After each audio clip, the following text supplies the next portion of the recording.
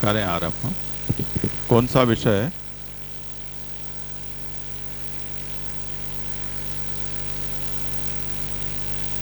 कर्मस्वरूपी भगवान ईश्वरः। इसको थोड़ा, इसको वहां घुमा दो,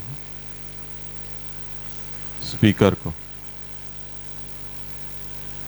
हाँ, ऐसे। हाँ।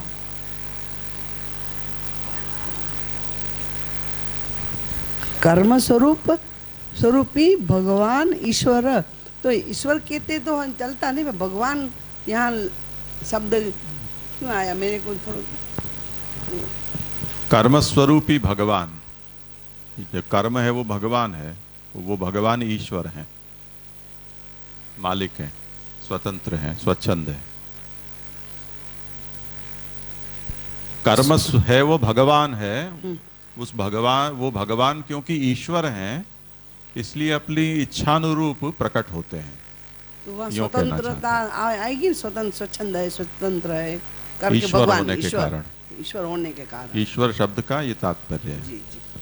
तो ये उद्देश्य विधेय भाव ऐसा है कि कर्मस्वरूपी भगवान जो कि ईश्वर है, ईश्वर होने से वो अपनी इच्छा अनुसार कहीं भी प्रकट हो जाते हैं।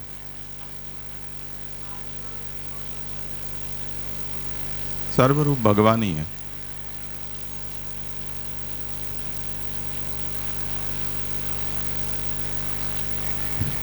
तदेवोपपादयति। वो भगवान कभी किसी पर कृपालु हो जाते हैं तो शुभ रूप से, और क्रोधित हो जाते हैं तो अशुभ रूप से उनका उद्रेक होता है। ऐसा जो निरूपण किया उसी का अब आगे उपादन करते हैं कि कृपया अधमताम प्राप्य भक्तम वै मोचयेत क्वचित, अनियुक्त तपस्यानाम पीडया क्रोधतः क्वचित, हीन भावम नयत्येष दुष्टम वा मोचयेत क्वचित। जैसे ब्रह्म विरुद्ध धर्माश्रय है, उसी तरह से यहाँ भी कर्म में भी विरुद्ध धर्माश्रयता दिखाई जाती है कि अधमताम प्राप्य स्थितम भक्तम कृपया क्वचित मोचयेत। ये प्रथम पंक्ति का अन्वितार्थ है कि कोई भक्त है, अधम स्थिति में आ पड़ा है, पर भगवान को उसके ऊपर कृपा करनी है, तो कृपा से उसको भगवान मुक्त कर देते हैं। इसी तरह निषिद्धस्यान्ते सद्रूपेण आविर्भावः। निषिद्ध कर्माचरण रत कोई है, उसके सन्मुख भगवान सद्रूपेण आविर्भाव हो जाता है। हाँ, ऐसा सभी।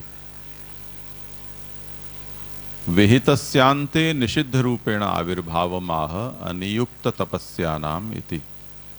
अब कोई बेचारा शास्त्र विधि को पढ़कर विहित आचरण में लगा हुआ है, लिखा हुआ है ऐसा करो, किए जा रहा है, पर भगवान की इच्छा उसको कुछ अलग फल देने की है, तो वहाँ निषिद्ध रूप से भगवान आविर्भूत हो जाते हैं। उसका उदाहरण देते हैं, अनियुक्त तपस्यानाम पीडया क्रोधतः क्वचित। जैसे शास्त्र में लिखा है कि नहीं तपना चाहिए, तो अब वो कोई तपस्या व्रत है तो वो तो शास्त्र में लिखा है कि तपस्या करनी चाहिए, इसलिए किए जा रहा है। पर भगवान ये कह रहे हैं कि तपस्या करनी, पर तुम्हारे अंदर मैं बैठा हुआ हूँ और मुझे तुम पीड़ा दे रहे हो। तुमको पीड़ा भुगतनी हो तो भुगतो, पर मुझे क्यों पीड़ा दे रहे हो। जैसे कई बार सगर्भावस्था होती है स्त्रियां, उनको भोजन आदि की रुचि नहीं होती है, तो उनको ये कहकर जबरदस्ती खिलवाया जाता है कि तुम तुम्हारे लिए ना खाओ, पर तुम्हारे भीतर जो बच्चा है उसके लिए तो तुमको खाना चाहिए ना। तो इस तरह से जो भगवान विराज रहे हैं, भगवान वहां बैठकर ऐसे सोच रहे हैं कि भाई अकारण मुझे क्यों तुम पीड़ा दे रहे हो। तुमको ऐसी तप का शूरातन चढ़ा है तो तुम तपो, पर मुझे तुम्हारे अंदर बैठा हुआ हूं उसको पीड़ा हो रही है, तो गुस्सा हो जाते हैं भगवान। तो ऐसे जो तपस्वी हैं कि जो भगवान की इच्छा या आज्ञा के बिना तप करते हैं, सभी किसी भी, ये तप तो उदाहरण के तौर पर दिया गया है, पर कोई भी विहित कार्य भगवान की इच्छा को जाने बिना अगर कोई करता है तो भगवान गुस्सा हो जाते हैं। एक प्रश्न है प्रथम पंक्ति में ही है, आरंभ में, के अधमताम प्राप्य स्थितम भक्तम। तो भक्त तो है और अधमता भी है। अधमता कर्मजन्य कोई अधमता। अच्छा, मतलब कर्मजन्य। हाँ। तो ऐसे भक्त को भगवान मुक्त भी कर देते हैं। हाँ,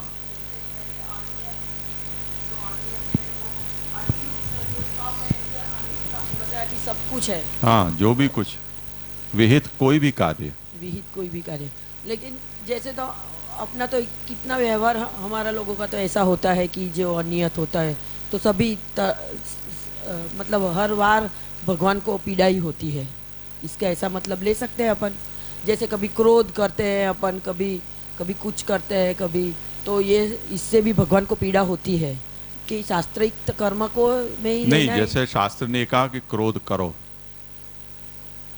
ये मानो कि शास्त्र की ऐसी आज्ञा हो क्रोध करने की, और कोई क्रोध करता है तो क्रोध कोई विहित कर्म थोड़ी है। ऐसी तो कोई आज्ञा शास्त्र में कहीं मिलती नहीं है ना। विहित कर्मों के बारे में उदाहरण तपस्या का है। तो तपस्या की तरह है, अगर कोई दान है, व्रत है, तीर्थाटन है, यज्ञ है, ये से जो विहित कर्म होते हैं उनको यदि कोई करता है और भगवान की इच्छा उसके विषय में नहीं है कि वो ये कर्म करे, तो भगवान गुस्सा हो जाते हैं। ये मतलब है। जैसे हम अवतार काल में हम देखते हैं कि इंद्र याग करते थे तो गुस्सा हो गए ठाकुर जी, वरुण के यहाँ गए तो ठाकुर जी गुस्सा हो गए, ऐसे। तो कात्यायनी व्रत किया तो गुस्सा हो गए। जो कर रहा है उसको भगवान की इच्छा तो पता चल रही है, फिर भी वो कर रहा है। हाँ, नहीं हो तो पता करके और करना चाहिए। हाँ, बराबर। हाँ, यही मतलब है।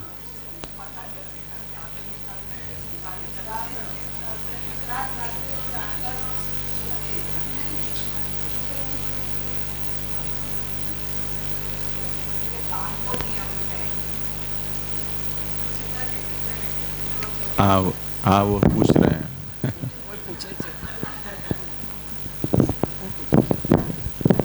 जैसे शास्त्र में दान को नियम है कि कौन को दान देनो, कौन को नहीं देनो, कब देनो, ऐसे। लेकिन अभी दूसरी जो बात है कि तप करनो या तीर्थाटन करनो, तो वाको तो कैसे पता चले कि प्रभु की इच्छा, प्रभु को जता सके कि प्रभु हम तीर्थाटन पर जा रहे हैं या कुछ तप कर रहे हैं, जो भी करते हैं, मैं तो नहीं करती हूँ, लेकिन तो वो जता सके। लेकिन और कैसे आज्ञा प्रभु की पॉजिटिव है कि आज्ञा दे रहे हैं, वो कैसे पता चले?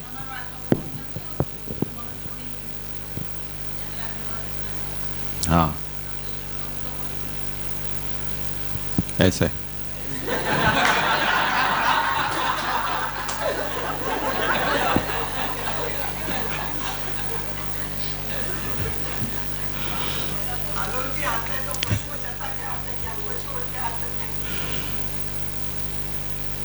नहीं, जैसी इच्छा के विपरीत जैसा कार्य हो उसके अनुसार प्रभु के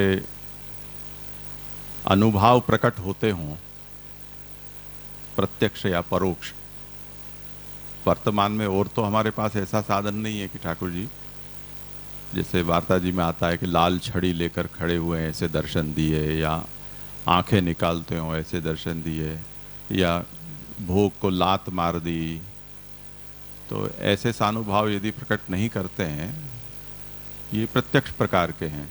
पर परोक्ष प्रकार से हम जब ठाकुर जी के सन्मुख जाएं और ठाकुर जी के दर्शन होने पर हमें जो ऐसी अनुभूति हो कि ठाकुर जी प्रसन्न हैं कि नहीं, उसी को ठाकुर जी का सानुभाव समझकर अनुमति है या नहीं है, प्रसन्नता है या नहीं है, उसको हम समझ सकते हैं। खैर, यहाँ अभी जो विषय है उसको हम देख लें, फिर वर्तमान में उसका क्या अर्थ निकालना वो हम सोचेंगे।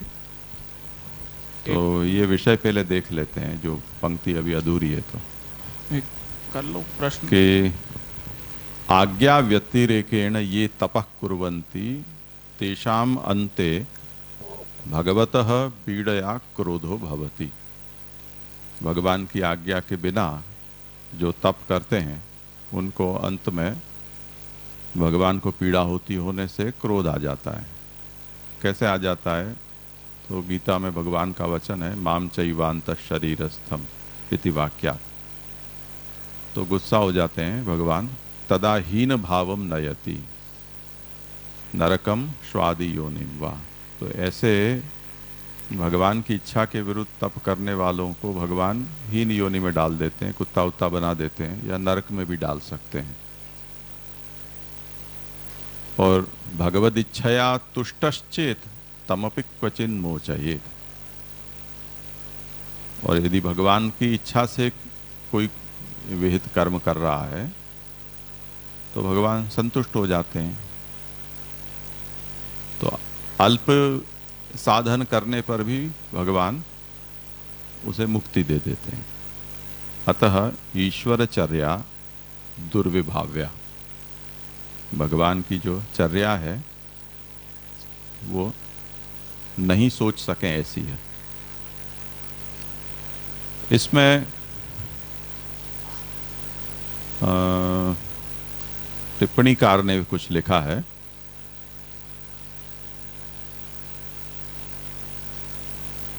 भगवदिच्छाम वेदात ततो वा ज्ञात्वा यत् कृतं तदिष्ट साधनमेव।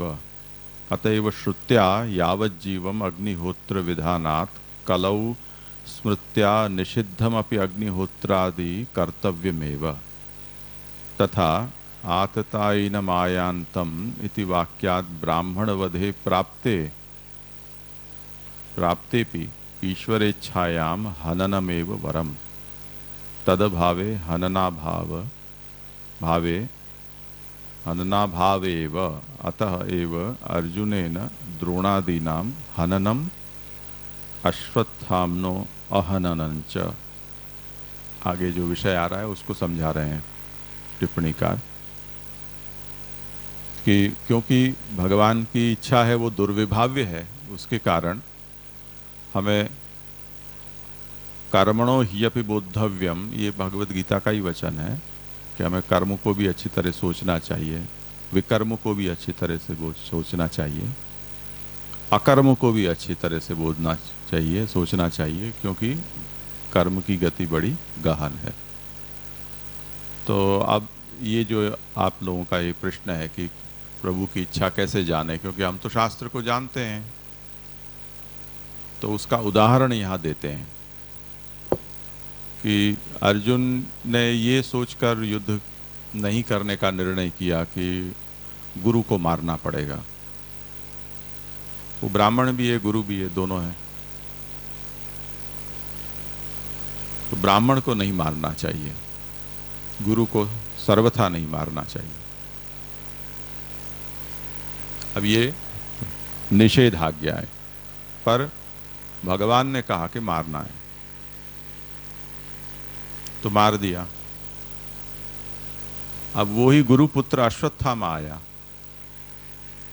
सभी लोग हल्ला मचाने लगे, मार दो मार दो मार दो।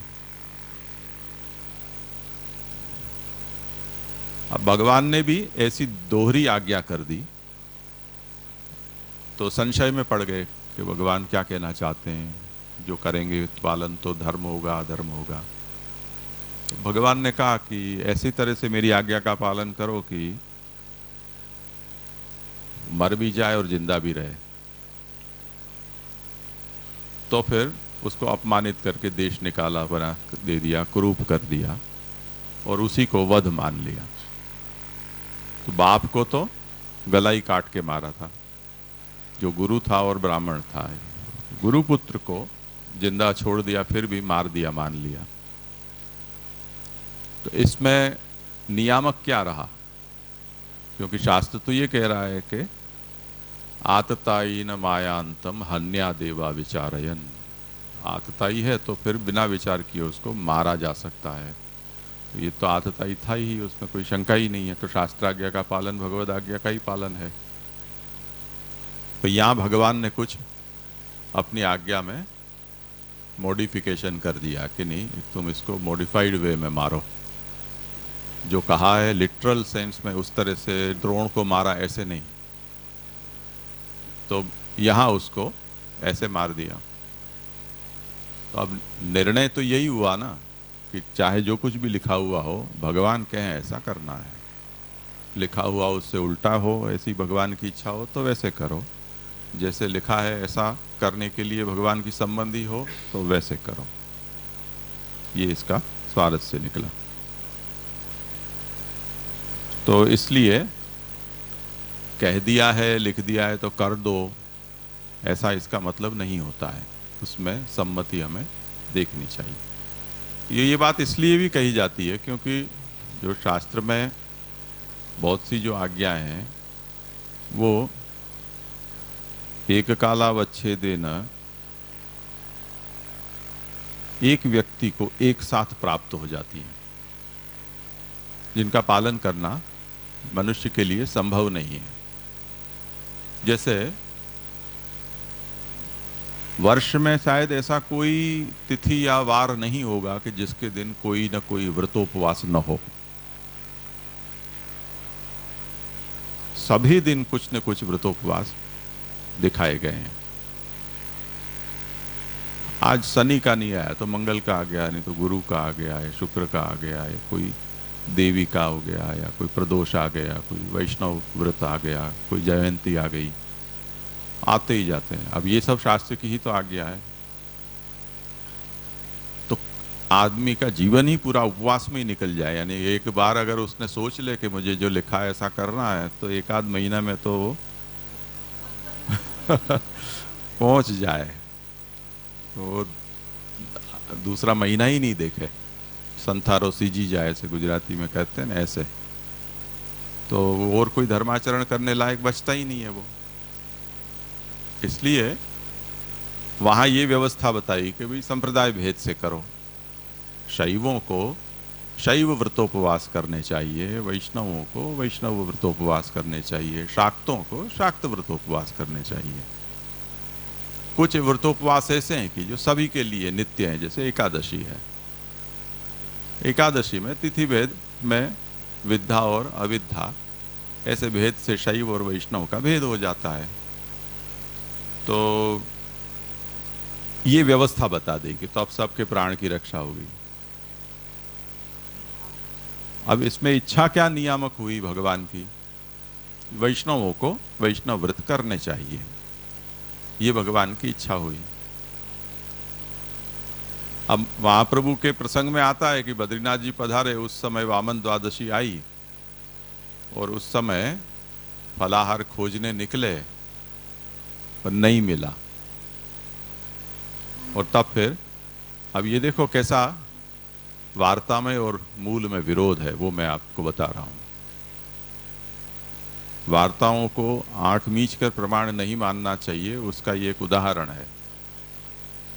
तो वहां पीछे ऐसा कहते हैं व्यास जी भी निकले साथ में फलाहार खोजने के लिए, जैसे कोई काम धंधा ही नहीं है। तो महाप्रभु जी के साथ कृष्णदास भी निकले, सब खोज रहे हैं कहाँ कुछ फल मिल जाए। हम सोचे चित्र को तो भी बड़ा विचित्र लगे, कार्टून सा लगे अपने को।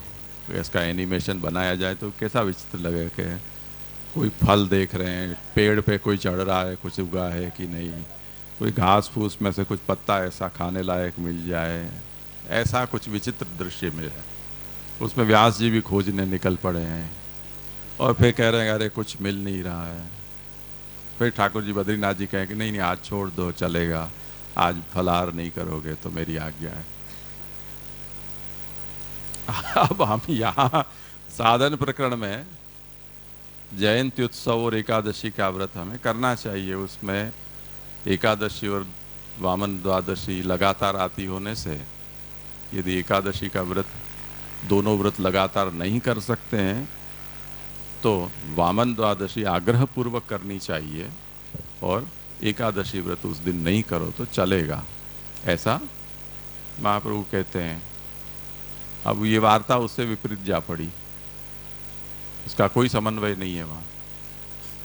तो हमें लिखा हुआ प्रमाण मानना या वार्ता के गपगोड़ा प्रमाण मानने? तो हमें इसको ध्यान में लेना चाहिए। इसका ऐसा मतलब भी नहीं है कि सब वार्ताएं गप हैं, बहुत सी समझने लायक, इंटरेस्टिंग, रोचक, भक्ति भाव बढ़ाने वाली, सीधी सरल भोली बातें भी हैं और अच्छा इतिहास भी है। जो भी है सो वो ही है, उसके अलावा और कुछ है ही नहीं। तो ऐसा नहीं है कि एक आध दो प्रसंग के ऐसे होने से सभी अप्रामाणिक हो जाता है, पर जहाँ हमें स्पष्ट रूप से मूल से लिखा हुआ साहित्य उससे विरोध दिखलाई देता है, उसको हमें समझना चाहिए कि कुछ गड़बड़ वहाँ की गई है, उसको यथावत स्वीकार नहीं किया जा सकता है। तो अब भगवत इच्छा कैसे जानी जाए? अब रजोबाई क्षत्राणी के प्रसंग से खीर आरोगाने के लिए वो आते थे महाप्रसाद, और महाप्रभु स्वपाकी थे, दूसरों के हाथ का अन्न ग्रहण नहीं करते थे, पर उनके आग्रह से वशीभूत होकर ये कहा कि आज से खीर सखड़ी नहीं होगी, अनसखड़ी मानी जाएगी।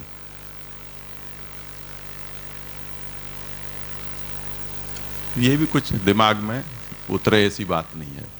पहले तो हमें ये नहीं पता चलता है कि सखड़ी और अनसखड़ी का क्राइटेरिया क्या है, और जो क्राइटेरिया हम सोच कर चलते हैं उस हिसाब से अगर मोहन थाल अनसखड़ी हो सकता है, उसमें तो अभी जल भी मिलता है चाशनी में, बाकी दूध, बेसन, घी और चीनी होती है। खीर में तो जल का भी अंश नहीं है, शुद्ध दूध और चावल और घी तीन ही वस्तु होते हैं। आप लोग घी डालते हैं कि नहीं पता नहीं, हमारे यहाँ ये नियम है कि पहले घी में चावल कच्चे हो उनको जरा सा हाथ लगा के और पीछे उसको दूध में उबालने के लिए पधराया जाता है। तो वो तो वैसे ही अनसखड़ी ही है, न तो उसमें तेल आया, न नमक आया, न जल आया, तो फिर वो सखड़ी हुई कैसे थी? चावल के कारण हुई। अगर चावल के कारण होती हो तो चोरीठा का अपना लड्डू भी बनते हैं, वो भी चावल के ही होते हैं, तो उसमें भी घी, चावल और चीनी होती है। जैसे मगध होता है ऐसे ही चोरीठा का भी मगध, अन्नकूटोरी सामग्री में सिद्ध होते हैं। तो वो फिर कैसे अनसखड़ी में होती? वो सखड़ी क्यों नहीं हुआ? चावल के ही कारण हो तो ये कुछ बातें ऐसी हैं कि हमें थोड़ा गहनता से सोचना चाहिए। अब इसमें ठाकुर जी की क्या इच्छा है? जैसे नारायणदास ब्रह्मचारी के यहाँ पधारे और ठाकुर जी ने वो ताती खीर करके और हाथ छिड़क दिए, तो महाप्रभु जी ने कहा कि ये खीर का महाप्रसाद मुझे घर डेरा पे पहुँचाना। अब वो रजूबाई के पहले का प्रसंग है या बाद का प्रसंग है? और नारायण दास के घर से वो खीर चलकर महाप्रभु के डेरा तक रास्ते में लेकर जाएं, वो गेल की चली हुई रोटी मैं नहीं खाता हूँ ये जो कहा था, वो खीर कैसे चल सकती है महाप्रभु को? ये भी विचारणीय बन जाता है। तो मूल बात ये समझनी है कि इसमें कहाँ भगवान की इच्छा है और कहाँ भगवान की इच्छा नहीं है, उसको कैसे तय किया जाए। ये महाप्रभु के उदाहरण हैं, उनको वचनों में हमें इन बातों को सम्मति या विसम्मति उसको सोचना है। उसी तरह से यहाँ भी ठाकुर जी चाहते हैं कि आप ये करो। तो जैसे युधिष्ठिर के प्रसंग में ये आता है कि सब लोगों ने उसको कहा कि अब आप समर्थ ऐसे राजा हो तो आपको राजसूय यज्ञ करना चाहिए। तो वो बिदक गए कि नहीं, राजसूय यज्ञ तो आबेल मुझे मार ऐसी उपाधि है, जगत भर में सबको कहना कि मेरी स्वाधीनता स्वीकारो नहीं तो लड़ो, ऐसी क्या ज़रूरत है? अपने को अपना इंद्रप्रस्थ है, उसमें सुख चैन से दो दाल रोटी खा रहे हैं, ठाकुर जी भी विराज रहे हैं अपने साथ, तो ये झंझट करने की ज़रूरत क्या है? तो सब भाइयों ने, सब लोगों ने कहा, फिर भी वो तत्पर नहीं हुए। उन्होंने पूछा कि इतना प्रेशर आ रहा है तो ठाकुर जी को ही पूछ लें। तो वो ठाकुर जी को पूछा कि भाई करने लायक है कि नहीं। ठाकुर जी ने कहा करना ही चाहिए।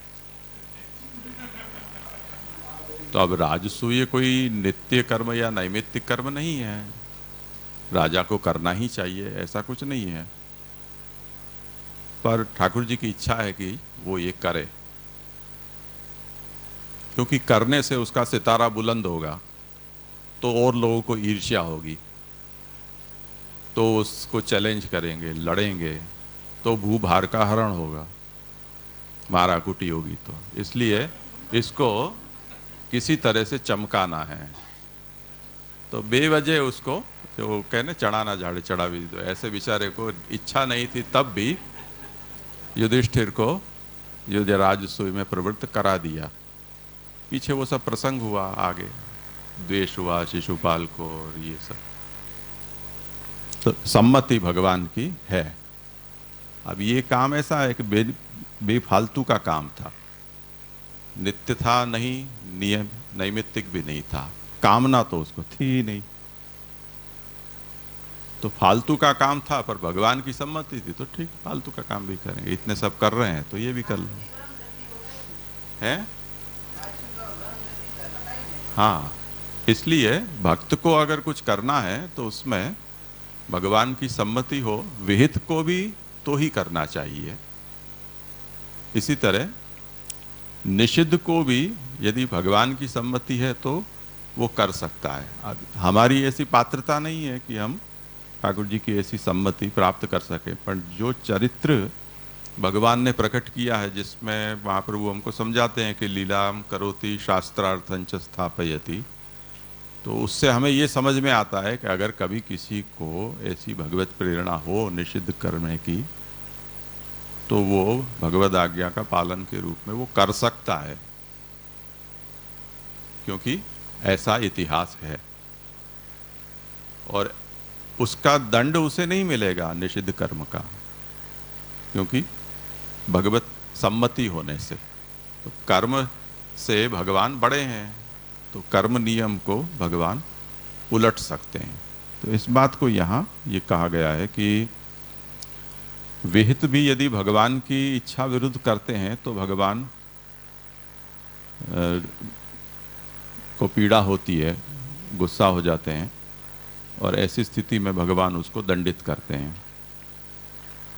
और भगवद इच्छया तुष्टश्चेत तमपि क्वचित मोचयेत, अतः ईश्वर अर्चया ईश्वरचर्या दुर्विभाव्या, अतएव भगवान स्वाभिप्रायम कर्म मार्गे निरूपयति त्याह। इसलिए भगवान ने ये कहा कि आपको अकर्म भी समझना चाहिए, विकर्म भी समझना चाहिए, और कर्म को भी समझना चाहिए। विहितेपि विचारः कर्तव्यः, विहित है इसलिए कर डालो ऐसे नहीं, उसमें भी विचार करना चाहिए। किम भगवद इच्छा अस्ति, यानी भगवान की इच्छा है क्या, अथवा भगवान की इस विषय में कैसी इच्छा है। तथा सति कर्तव्यम नोचेत न कर्तव्यम, इच्छा यदि है भगवान की तो करना, इच्छा नहीं हो तो नहीं करना। तथा विकर्मणः तूष्णीम भावादपि, कोई विकर्म आ पड़ा तो विकर्म आ तो हम कहेंगे कि नहीं ये हमारा काम नहीं है, तो विकर्म है, तो हमारा काम नहीं है ऐसे करके आप हाथ ऊंचे कर दोगे। पर पहले भगवान की सम्मति लो, यदि भगवान की इच्छा है कि नहीं विकर्म भी करो तो आंख मीच के विकर्म भी करो। उदाहरण देते हैं, कलौ अग्निहोत्रादिकम न कर्तव्यम इति। अब जैसे अग्निहोत्र है वो कलिवर्ज्य है कलिकाल में, क्योंकि वो निभ सके ऐसा नहीं है, काल सात्विक नहीं है, इसलिए सपत्नीक दोनों समय आजीवन अग्निहोत्र को निभाना इतने झमेले में वो संभव नहीं है। जो भी कुछ कारण हो, संभव हो तब भी शास्त्र ये कहता है कि नहीं कर सकते हैं कलिकाल में अग्निहोत्र, तो ये इच्छा नहीं है, उसका उदाहरण हो गया। अत्रापि विचारः कर्तव्यः किम ईश्वरेच्छा करणे अकरणे वा। अब कलिवर्ज्य हो फिर भी अगर भगवान की ऐसी इच्छा है कि नहीं फिर भी करो तो करो। जैसे महाप्रभु के पूर्व पुरुषों के उदाहरण में हम देखें तो यज्ञनारायण भट्ट को ये प्रेरणा हुई कि सोम यज्ञ संपन्न होने पर आपके यहाँ आविर्भाव होगा। अब ये तो आज्ञा हो गई। यज्ञनारायण भट्ट ये कहेंगे कि नहीं, शास्त्र में तो लिखा है कि नहीं, अग्निहोत्र कल में नहीं किया जा सकता है, पर आज्ञा हुई तो करना पड़ेगा ना। तो विहित है अन्य काल में, कली काल में निषिद्ध है, पर क्योंकि आज्ञा हुई है तो प्रतिप्रसव हो गया। तो उत्सर्ग क्या था? यावत जीवम अग्निहोत्रम जुहुयात, ये आज्ञा है। पर कली काल आ पड़ा तो हम कहेंगे कि नहीं अब तो नहीं हो सकता है, तो कलिकाल ने उसका अपवाद कर दिया।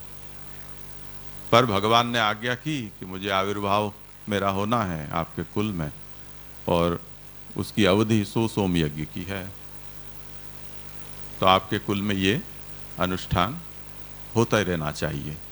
तो ये प्रतिप्रसव हो गया। अत्रापि विचारः कर्तव्यः किम ईश्वरेच्छा करणे अकरणे वा तथा निषिद्धेपि विचारः कर्तव्यः। इसी तरह जो निषिद्ध हैं कर्म, उनके विषय में भी विचार करना चाहिए। क्या विचार कि किम ब्राह्मणः हंतव्यो न वा, ब्राह्मण को मार देना चाहिए कि नहीं मारना चाहिए, जो कि अभी हमने द्रोण और अश्वत्थामा के प्रसंग के उदाहरण से देखा। तो वहाँ वो विचार आवश्यक था, और कितना व्यवस्थित और गंभीर विचार वहाँ किया गया है। यानी भीम तो अति आक्रोश में थे। प्रथम द्रौपदी भी बहुत आक्रोश में थी, पर जब थोड़ा दिमाग ठंडा हुआ तब फिर उन्होंने भगवान की आज्ञा का और शास्त्र की आज्ञा का दोनों का विचार करके, और जैसे दोनों की आज्ञा का बाध न हो, अबाधनम वा हरिच्छया बाधनम वा अबाधनम वा, उसने ऐसे बीच का रास्ता निकाला। जय जय। विकर्म और अकर्म में भेद कैसे करना चाहिए? विकर्म और अकर्म में। विकर्म यानी दूसरे का कर्म।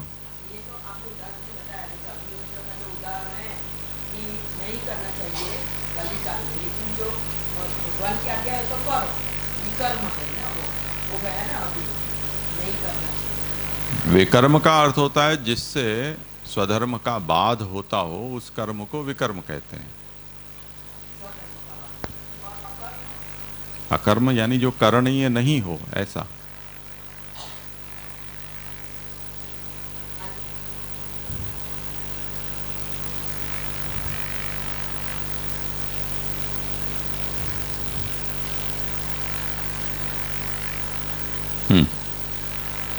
कहाँ गया?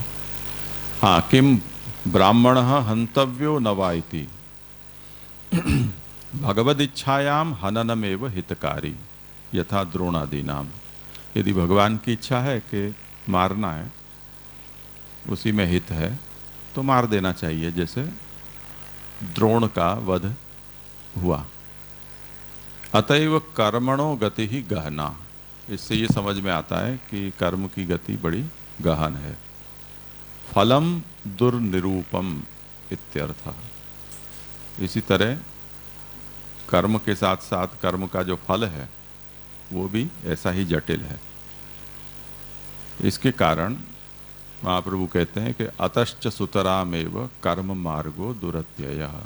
इसीलिए कर्म मार्ग सुतराम दुरत्यय है, यानी उसका पार नहीं पाया जा सकता है।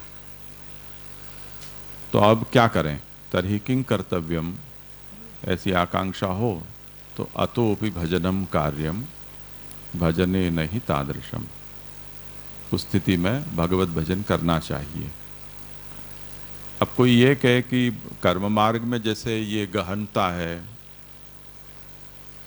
हम तो ये समझते थे कि कर्म में कर्म करना, भाई कर्म में विकर्म और आ गया, अकर्म और आ गया।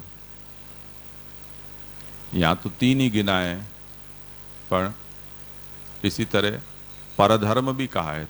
कर्म और धर्म को यदि हम समानार्थक माचे हैं तो स्वधर्म, विधर्म, अधर्म, परधर्म, आभास, उपमा यानी आभासिक धर्म, उपमा रूप धर्म, छल रूप धर्म, ऐसे एकादश स्कंध में इसकी बड़ी लंबी चौड़ी सूची बताई है।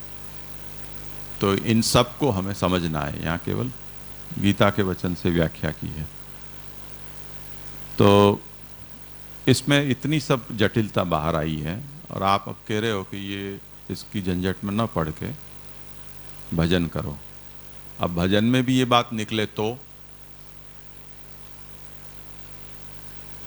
अब डर गया है वो, दूध का जला छाछ को फूंक मार के पीता है उस तरह से कि भाई आपने कह तो दिया कि ये झंझट में मत पड़ो और भजन करो, पर सब छोड़ के और भजन करने जाए और फिर भजन में भी यही निकल आए तो कहाँ जाए। तो ननु भजने पेवम चेत को विशेष स्याद अतः भजने नहीं तादृशम। तो कहते हैं कि नहीं, भजन में ऐसा नहीं होगा। क्यों नहीं होगा? क्योंकि भगवत भजन तो ऐसा है कि भगवद इच्छा भावे भी भजने भजनमेव वो परमदम निर्वहेत न त्वनिष्टम किंचित।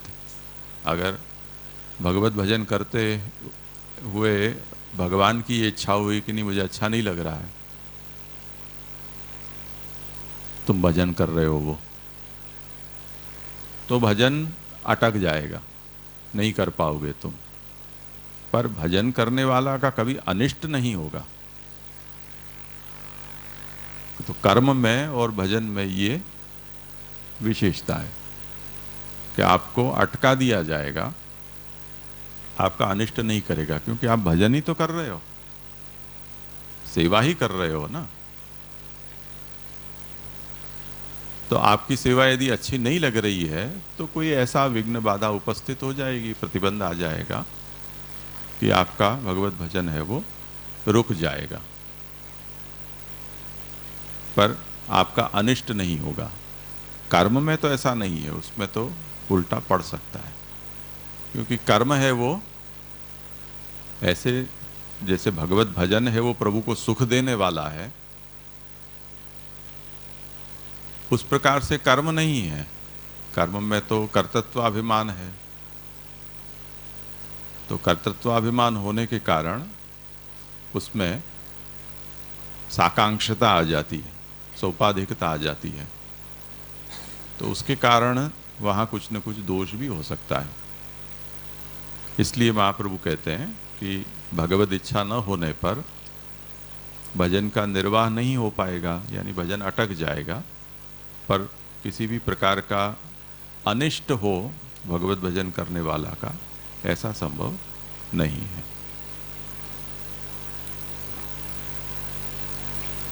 करना है आगे के? ठीक है, यहाँ रखें विराम, कुछ हो विचारणीय तो। जी ये जो प्रश्न पूछा अकर्म और विकर्म के विषय में, तो वहाँ पर करने मतलब दोनों में, विकर्म में ये कहा कि उससे स्वधर्म का बाध होगा, और अकर्म में जो करने लायक ना हो।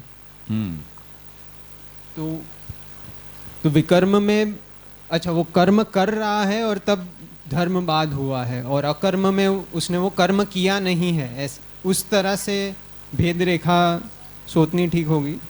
क्योंकि एक है वो निषिद्ध है, फिर भी उसने किया है, तब वो विकर्म कर रहा है, ऐसा करता हुआ। नहीं, ऐसा नहीं। जैसे भोजन करना चाहिए, है ना। अब भोजन में कुछ अमेद्य पदार्थ कहे गए हैं, यानी अखाद्य। तो भोजन तो हमें सभी को स्वभाव से प्राप्त है। शास्त्र ये कहता है कि इन चीज़ों को, इन वर्ण के लोगों को, इन आश्रम के लोगों को खाना चाहिए, ये विधि हो गई। उसमें शास्त्र का एक ये विधान आ गया कि ये पदार्थ हैं वो अमेद्य हैं, नहीं खाने चाहिए। तो कोई ये कहेगा कि चलो ब्राह्मण है, ब्राह्मण को ये पदार्थ नहीं खाने चाहिए, क्षत्रिय वैश्य को ये प्राप्त है। तो जो क्षत्रिय वैश्य को प्राप्त है वो ब्राह्मण को निषिद्ध है, ऐसा भोज्य पदार्थ यदि ब्राह्मण खा रहा है तो उसके लिए वो विकर्म हो गया, क्योंकि उससे उसके स्वधर्म का बाध हुआ। जो जीविका क्षत्रिय को प्राप्त है वो यदि ब्राह्मण करता है तो उसके लिए वो विकर्म है, क्योंकि उसके स्वधर्म का बाध हो गया। तो धर्म का जिससे बाध हो, ऑब्स्ट्रक्ट करता हो जो धर्म को, वो विकर्म है। और अकर्म का अर्थ है जो करणीय ही नहीं है वो। तो करणीय नहीं है ऐसे जो कर्म है वो कैसे होंगे? जैसे राजसूय, राजा को, क्षत्रिय यदि है और राजा है तो उसके लिए वो करणीय कर्म है, वो अकर्म नहीं है। पर यदि कोई ऐसा यज्ञ कि जो यज्ञ मानो कि वैश्य के लिए विहित हो, तो वो कर्म अथवा जो लोकतः प्राप्त हो अथवा जो उसके न करने पर भी उसको कोई उससे अंतर नहीं पड़ता हो, ऐसा कोई कर्म, तो वो उसके लिए वो अकर्मणीय कक्षा में आएगा, जो और किसी को भी प्रिस्क्राइब्ड नहीं है। तो क्राइटेरिया में क्या होगा कि धर्म बाधो विधर्म स्यात् परधन्योन्य चोदितः, जो करने से स्वधर्म का बाध होता हो वो विधर्म कहा जाएगा। जो धर्म आपको नहीं कहा गया है, किसी और को कहा गया है, वो परधर्म कहा जाएगा। अब इसके अतिरिक्त यानी तीन बात हुई, एक आपको कहा गया धर्म, दूसरा दूसरे को कहा गया कर्म, एक ऐसा कि जिसको करने से आपके धर्म का बाध होता हो, और अब मिसलेनियस कैटेगरी में हम ऐसे कोई धर्म या कर्मों को सोचें कि जो अकरणीय है, जो किसी को दिए भी नहीं गए हैं ना आपको प्राप्त हैं। अब उस फिर भी आपको बैठे बैठे खुजाल आ रही है और आपको कि ये कर सकते हैं, तो शास्त्र कहेगा ये अकर्म है।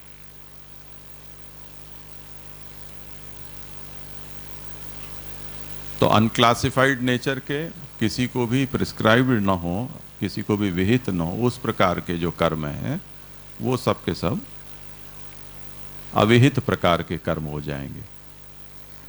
उदाहरण के तौर पर हम जो पुष्टि भक्ति को कहते हैं वो उस नेचर की है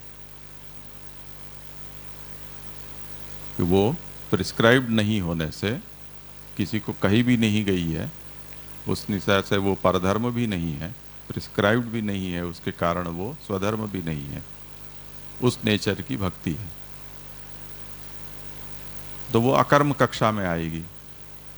अब अकर्म कक्षा की है, फिर भी यदि आत्मधर्मत्वेन आपको वो स्वधर्मतया स्फुरित हो रही है और भगवान की जो गीता की आज्ञा है सर्वधर्मान परित्यज्य इत्यादि, और उससे यदि आपको वो प्राप्त हो रही है और आप कर रहे हैं, वो आप करें।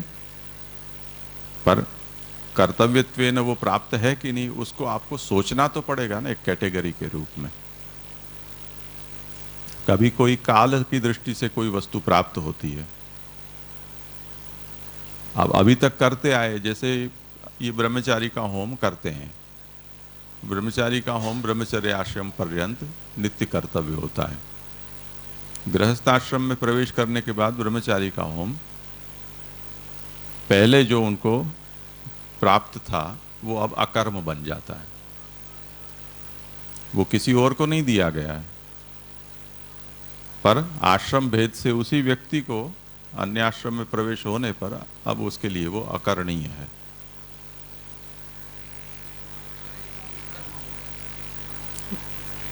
नहीं, विकर्म तो नहीं होगा, पर वो अकरणीय ही है, क्योंकि बाध नहीं होगा, असमय आपने किया है, बस इतना ही हुआ।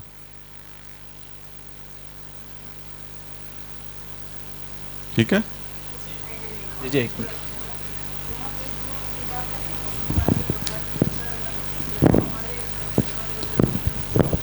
सेवाफल ग्रंथ में जो प्रतिबंध के बारे में आ रहा है, जीवकृत प्रतिबंध और भगवतकृत प्रतिबंध, तो सेवा में अगर वो सेवा में नहीं जा रहा है तो हर समय तो ऐसा नहीं सोचना चाहिए ना, यहाँ की भगवान की इच्छा नहीं है तो भी वो सेवा नहीं कर पा रहा है। और मतलब नहीं, यहाँ मुझे लगता है कि वो भक्ति मार्ग के संदर्भ में ये बात आचार्य चरण आज्ञा नहीं कर रहे हैं, उसको हमें वहीं विचार करना चाहिए। यहाँ जो पूरा विषय चल रहा है वो ये है कि कर्म मार्ग की तुलना में भक्ति मार्ग श्रेष्ठ क्यों है, किस तरह से है, वो अलग अलग दृष्टि से महाप्रभु समझा रहे हैं। और उसमें महाप्रभु यहाँ ये बताना चाहते हैं कि भगवान की इच्छा न होने पर भी अगर कोई भक्ति कर रहा है तो उसका अनिष्ट नहीं होता है, पर यदि कर्म मार्ग में विहित कर्म भी भगवान की इच्छा न होने पर कोई करेगा तो उसको भगवान विपरीत फल दे सकते हैं। इसलिए कर्म मार्ग में ये रिस्क या तलवार लटकती रहती है कर्मकर्ता के ऊपर, इसलिए उसका आश्रय छोड़कर भक्ति मार्ग का आश्रय लेना चाहिए। इतने संदर्भ में ही लेना चाहिए। इसी संदर्भ में ये बात है।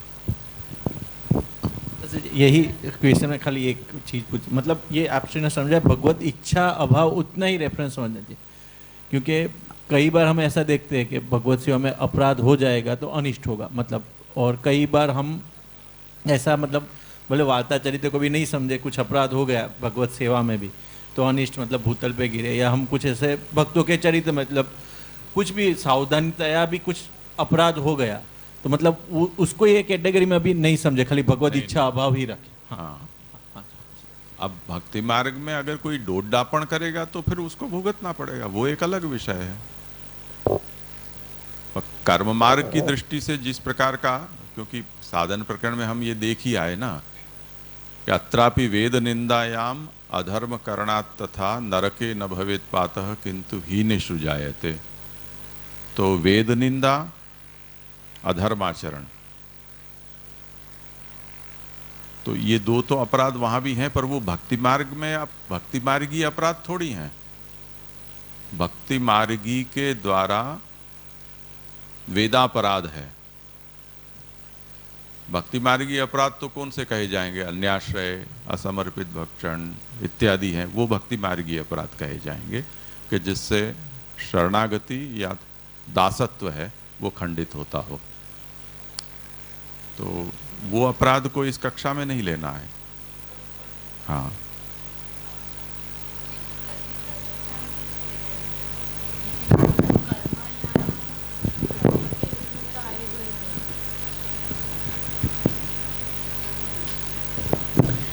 प्रतिप्रसव कौन सी कैटेगरी में आएगा? क्योंकि एक अपने नियम बतायो, नियम को फिर एक अपवाद हो गए, अपवाद से भी ऊपर जब आज्ञा हो रही है तो वो करना वो प्रतिप्रसव के कैटेगरी में आएगा। तो वो कर्म की दृष्टि से अपन देखे तो वो मानी अकर्म या विकर्म तो नहीं होएगा।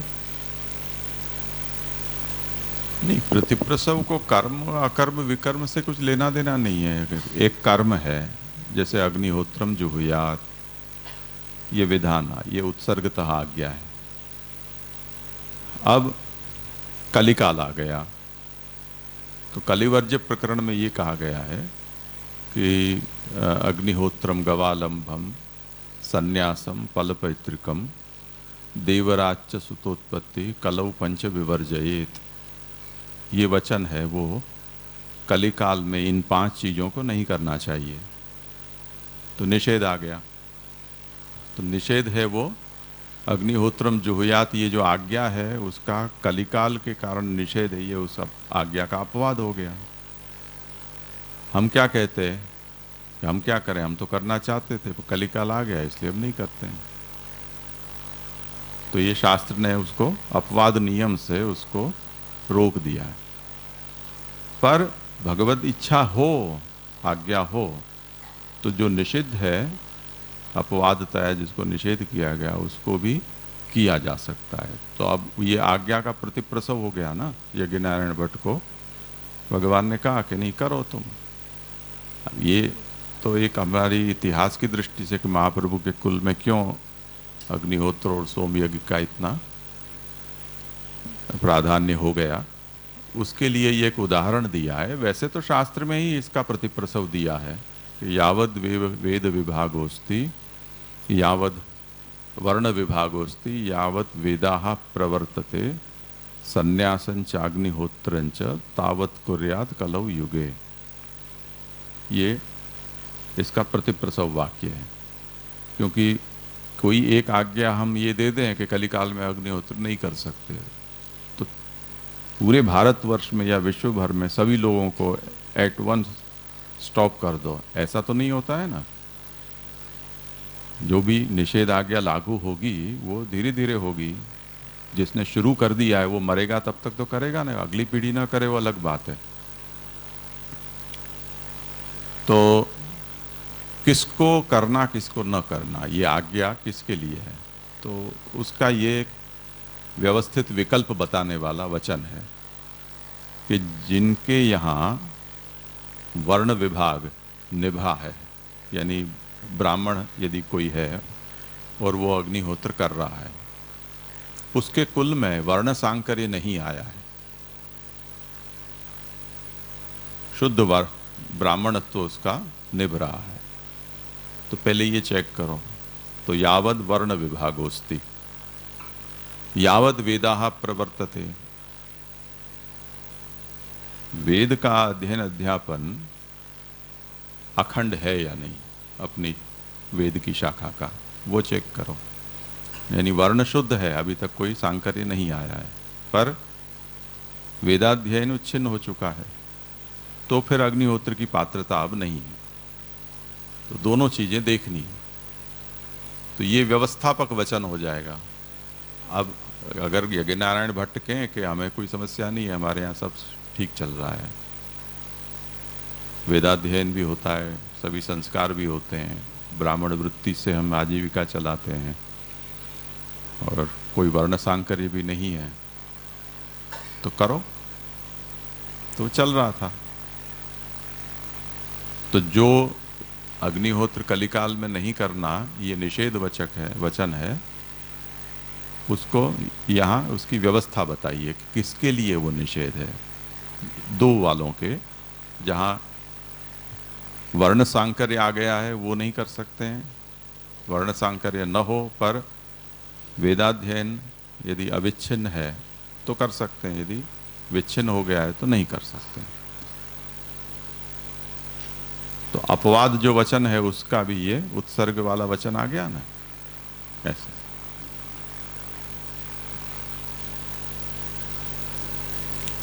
ठीक है, यहाँ रखते हैं।